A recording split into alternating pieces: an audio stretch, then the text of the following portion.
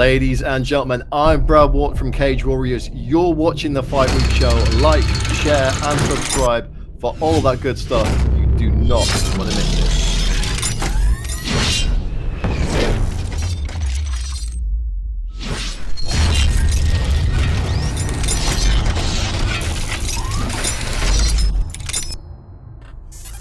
What's happening, good people? You're back to the Fight Week Show.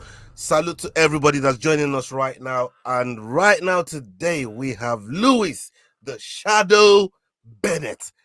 How are you? I'm good. How are you? Yeah, man, I'm all right, man. I'm all right. It's been a while. It's been a while since we had you here, but we've always, we've always followed what you're doing. We've always followed all your training, and everything that you're doing to prepare for this next fight that you find yourself in. Now you're fighting with Cage Warriors on the 10th of June against Fernandez, if I'm right. But what I wanted to check with you right before we jump into it, this is happening at strawweight, not flyweight. Yes. Is there any what can you tell us about the decision to actually take this fight, jump in there with Cage Warriors? Is this gonna be like a is there one fight contract? Tell us all about how this fight came about and why you're fighting in strawweight as well. So I've been trying to get fights since my last one in August at flyweight, but I'm at a sticky point within like my record and the fact of my experience and things like that. So I think we're just going to try and hit it from a new angle, which is what brings strawweight to the table. So that was that decision made by my coach rather than myself. But we go with the punches. That's it. I mean, for people that don't know Louise, I don't know where you've been, but Louise is very, very active on social media as well. Go and follow her page.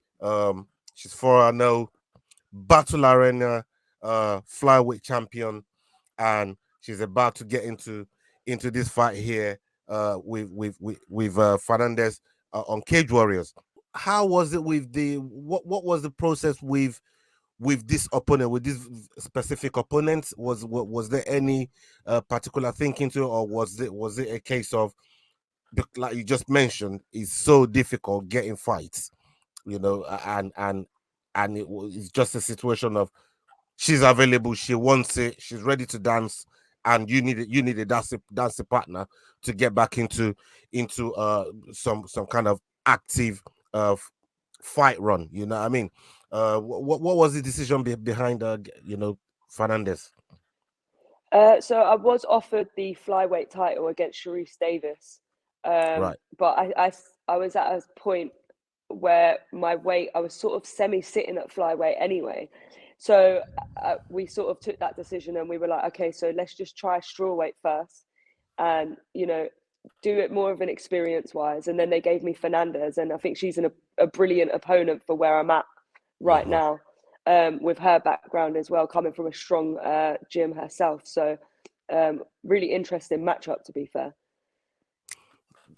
I mean, it's one that I'm intrigued by, and I'm looking forward to to seeing that fight and see how you approach it, because the one thing, when we study all all your videos and stuff like that, the one thing that I find that maybe a lot of them are wary of is your strength in grappling. And is it a tool? Is it a tool that not like giving all your tactics away or anything like that, but is it a tool that you really look to employ in this fight against Fernandez, and perhaps show some dominance on her, especially in a strawweight capacity where you feel even stronger in there?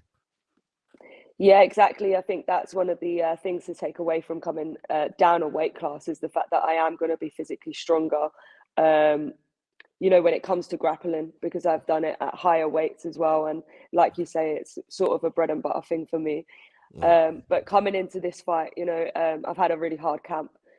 These guys have absolutely murdered me, but it's all fun and games, isn't it? This is what we do. We see you trying to bribe your nutritionist as well with some Nando thing. Yeah. Oh, you know it. I want the hot and spicy straight away. This our game plan for this one, grappling's always going to be there, isn't it?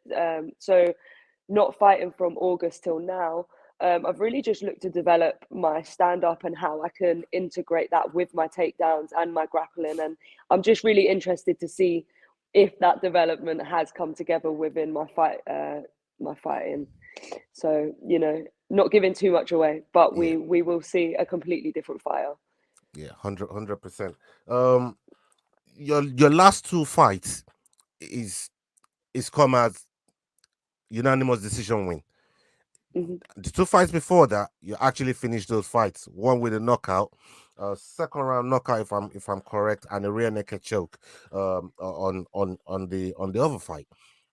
Is there something that you looking to change going into this fight and finding some kind of finish, just to put a statement back of, look, I'm here, I'm back, and I'm looking to finish, or everybody that they put in front of me, I'm gonna try to finish them one way or the other. Yeah, 100%. I'm looking to get a quick finish out of this one, whether that's standing or grappling, subs. I don't really want to be in there for 3 rounds. I want to continue, just push this out of the way. Obviously not looking over my opponent. I don't ever really want to do that. But also, like you say, I want to put a statement out there.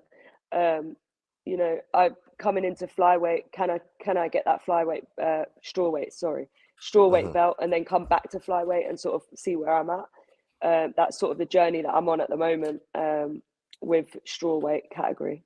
So, an early finish would be nice. I think everyone thinks that as well. Yeah. I mean, so can I ask you, what's the deal with Cage Warriors? Is it a one fight deal? Is it something that you looking to stay on with them and fight under their banner? Are you going to defend? If the opportunity comes, with Battle Arena, what's the logistics between all of those banners and promotions? So with this fight, it's just a one fight. But we'll see how it goes. I would like to get the belts. Shiny things are nice. Yeah, they're always nice. Exactly. But in regards to Battle Arena and the flyweight, once the flyweights start coming through up in Battle Arena, then yeah, I'm happy to defend it against anyone. Me dropping to strawweight doesn't mean I'm completely cutting out flyweight. They're the two categories that I want to completely clean up. So, we'll just see how this year goes. Last year I had a busy year with 4 fights. Yeah. So, that put me on the map. So this year's about sort of taking over that map and, see what I can collect within this year. Okay. And you just mentioned this just now about, the 4 fights from last year really putting you on the map. And we're in June now. What do you expect aside from this fight? Because this fight is going to happen soon. It's just we're just a matter of a few days out.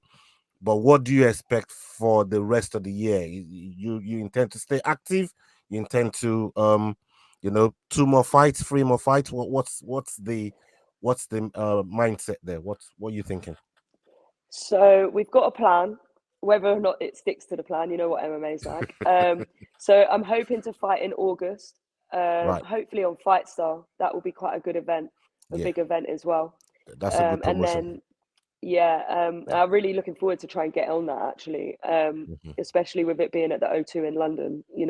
Another big event. So I can't really say no if they do offer me a chance to get on it. I also earlier on in the year called out Chloe Goen on the Shock and Awe. She just won the strawweight belt as well. So hopefully we can get that wrapped up and signed for October 14th. So they're my 3 main fantastic this year. And I mean, three fights a year, it's not bad going, especially when you start in June. That's a lot of quick return and quick turnover, but it helps when you're always in shape. It means you don't have to go back to the drawing board and start from square one again. You can always maintain the shape going Mhm. into the next fight, and then the next fight when you're having quick turnarounds like that. I think that's one of the good advantages of having quick turnarounds and getting right back in there. Yeah, I mean, that's why it's good. So my last fight was in August, wasn't it? So I Yeah. think I've had my turnover and I've had the chance to develop. So now, once this first fight's out the way, it's about seeing what I can get out of the next few fights. If something comes up later on in the year, I'll happily take it as well and try and get that fourth fight in. But the only reason I've waited till June is because I haven't been able to get opponents to fight earlier on in the year. I Got had you. one event in April where I was meant to fight and 3 girls pulled out on me. Yeah. So I wasn't able to fight. So it's not like I haven't been, It's a trying ball to be lick, innit? active. Yeah. Yeah. So that's why I sort of said I'll save myself for the Cage Warriors in June and we'll go Yeah. from there and start the year good, hopefully. The opportunity and the chance to to fight female athletes, especially army athletes, and maybe even some of the pros as well. It's the problem fight is rife. It's so Mm. hard, and your good friend, which you guys you've been doing the most over on the farmyard, Miss Molly Lindsay. Shout out to Molly Lindsay, Yeah. and Love Odin. that girl. Big up to both of them, Odin and Molly. I see the work that you guys been having a lot of fun on the farmyard, but I'm sure you've been doing some work as well. Well, how has she been helping you prepare for this fight, if at all? Molly is a great support network for me, which Yeah. is why I love being friends with her, not only just within a gym Hmm. environment. Yeah. She is also outside of a gym environment. Like she's very uh, strong in her mindset, and she doesn't actually believe it sometimes. But her advice and the way that she holds herself outside of the gym and things like that, and her Yeah. mentality towards things, I admire so much, and Yeah. that's how she's helped me through this. So I caught up with her on the farmyard a few Yeah. weeks ago, didn't I? So, Yeah. and even just having that cup of coffee and sitting down and talking to her, it's a refreshment. So, having that sort of support around you, it's just a big positivity boost, isn't it? It's brilliant. It's brilliant, and I know both of you shared the same opponents. What's Camilla Bergstrom. Both of you share, and you both got a win over Camilla, and sharing that kind of bond, that kind of friendship, and somebody that truly understand what you have to go in there and do in the cage. It's priceless when you have somebody like that in and around you. um there's one burning question that I've been trying to ask, and I'm glad you're here now. I saw that little clip of somebody riding that horse so fast. I got scared. Like, who was that? Was that you? Was that Molly? Who was that riding the horse like they're trying to get away with some gold bricks from the bank? Like, that was me. Yeah, I went out to Egypt early this year and right. I got the opportunity to go on a beach ride, and we Oh just let them my go. God! Well, I didn't know. I didn't. But you could. I mean, you're a woman of many talents, right? You probably could be like a horse jockey or something like that, and do horse races and stuff. Like, you was riding that thing so fast. It's incredible to see, man. Different adrenaline. I bet. I bet. I couldn't believe what I was saying. I'm like, rah, what? You know what I mean? I could even ride a donkey, man. Like, let alone get on the let alone get on the big horse like that, riding that fast. So salute to you on that one. What I wanted to ask you as well, just before we get you out of here. Um, we've seen the landscape of women's fighting as a whole, right at the top level, and I didn't really get your take on Shevchenko and say Alexa Grasso, and when them two fought. And I just want you to cast your mind back to the fight, because we didn't know this before until after the fight. Shevchenko went to do a back spinning kick that always lands. That Hmm. back spinning kick is always on the money. She missed it. Grasso jumped on her back, and that's all she wrote. What is it like for like a fighter like yourself? Like, there's a bread and butter move that You know, nine times out of 10, you lay that move, they don't even see it coming, and then you miss and they capitalize on that, and then you miss, you go and lose your shiny thing, like you said, just because of that one mistake. What can that do for the psyche of like a fighter of any stature, of any level? What can I do to their psyche to try and go back and correct that mistake as well? What did you make of that whole scenario there? Because before you answer, we saw a follow-up video of Alexa Grasso actually practicing that move and then showing us what she was exactly what she was gonna do, just like Leon Edwards did with Usman when he was practicing that same move and then pulled it off right at the end. What is that like, for the psyche? Please tell us. So I think it's the same when I used to play football back in the day. My coach used to always say to me, like, if something's not working or hasn't worked, go back to the basics of what you know that's there. So, my cross might not be working, but my jab's there. So I'll go back to basics on my jab. And it's sort of resetting your mindset. And can you reset your mindset whilst you're actively fighting? That's a big part of it, isn't it? But some people like Shevchenko had to go away after the fight and reset that, whereas some people get the chance to reset that in a fight. So it all just depends on how it's finished and where you are really. But I would always say that if something's not working out that you're trying, or just go back to the basics on things. Do the 5-yard pass rather than the 30-yard pass. And once you get your confidence back in doing that and you think, oh, this is actually working, then put something behind it, Yeah, got you. I mean, for me, that was one of the most didn't see it coming, but that's the beauty of MMA, because you just never know what's gonna happen. And we got Amanda Nunes fighting Arena Aldana this weekend as well. No, not this weekend. I'm excited. Next weekend.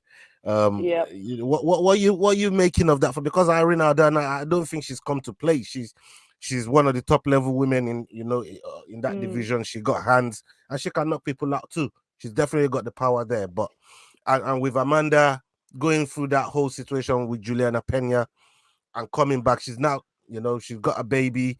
She's got Reagan there. She's now opened the gym with her wife, and they're doing great stuff. They're doing great stuff.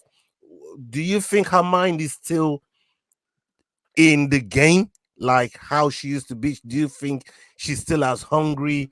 Do you think the passion is still there to really still going out and defending, not just defending titles, but finishing people or dominating fights as well? Do you think it's still there? Do you think she's got long to go? What do you make of her? I love Nunes, just purely because of her heart and her determination, and she just cleans people out left, right, and center. But it's exactly the same with Conor coming back against Chandler, isn't it? Does he still have that fire within him? I know he's a bit bigger now, and we're not quite sure at what weight class he's going to fight at, but does he still have that determination of speed and mentality and things like that? And I think defending a belt, you still have to be hungry, because you can't sit on it and think, oh, this is mine now. You see it all the time. Shevchenko losing her belt. So it's one of those, it can either drive you, having a family and new things in your life that are positive. It can either drive you or it can take that away a little bit. So it will be very interesting to see watching that fight. I am very excited for it. Yeah, man, I'm definitely looking forward to it. And the one last fight that I'm going to ask you about, because I know you're a big fight fan, and one of these days I'm going to drag you to our watch along. I'm just waiting for the right 100%. time. You know what I mean? Justin Gaethje and Dustin Poirier, they just announced both of them for the BMF, because Masvidal is now hung up the gloves. So, and we know what the BMF really stands for. All right, maybe it's some kind of novelty belt, but it's still they put some notoriety behind it. And to have these two guys that we know they're absolute lunatics in the cage, Justin Gaethje, Dustin Poirier, these two so durable, they beat 7 bells out of each other. What do you think? Who's going to come out of that fight? How do you think that fight is going to be won and lost between those two guys? It's a very good matchup between them two. I feel like if Dustin can pepper Justin with his shots and keep loose and just pepper him, and then hit him with the hard combos. He might wear him out a little bit more than rushing in and trying to take him power for power. Because you know, Gaethje, he is a powerhouse, and he does get on the inside and he powers them leg kicks. So I feel like them leg kicks are Dustin, going to be so important. Yeah, but then Dustin did that to Conor McGregor, didn't he? So is it going to be a fight of leg kicks, or it's a tough one to try and call, but I like both of them fighters, to be fair. So I'm not going to put my money on that one. Yeah, man, it's a very, very, very interesting fight. I know you're very, very busy and you'll be very, very generous with your time. I love talking to you. And like I said, one of these days when we, when we have another big pay-per-view event, because I know you probably would have loved to jump on the Nunes one, but you'll be fighting that day yourself. So it's one of those. But we will definitely try and get you on, man. You know what I mean? You just gotta find the time that you're not busy, because you're a really, really busy person. But thank you so much for your time. Thank you so much for joining us today. Your sponsors, your coaches. Is there anybody you want to give a shout out to? The floor is yours, please. Just a shout out to my team and my coaches, just getting me through this camp, and even the guys up at Abaddon, Chris, Alex, and those guys who have let me come in and join in their sessions and things, and really give me some good advice towards this next fight coming up. They've pushed me really hard this camp. And it's nearly go time, and the hard work's nearly out of the way, and it's time for fun soon. So, yeah.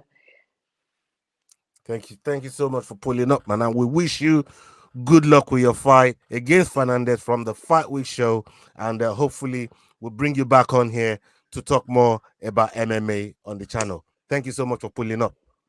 Thank you for having me. It was lovely talking to you. I'll catch up soon. Man. Yeah, man. Talk soon. Salute. In a bit. Hey guys, this is John Anik from the UFC. You're watching the Fight Week show. Please subscribe. Not now, but right now. Subscribe to the Fight Week show. We'll see you guys on the road soon.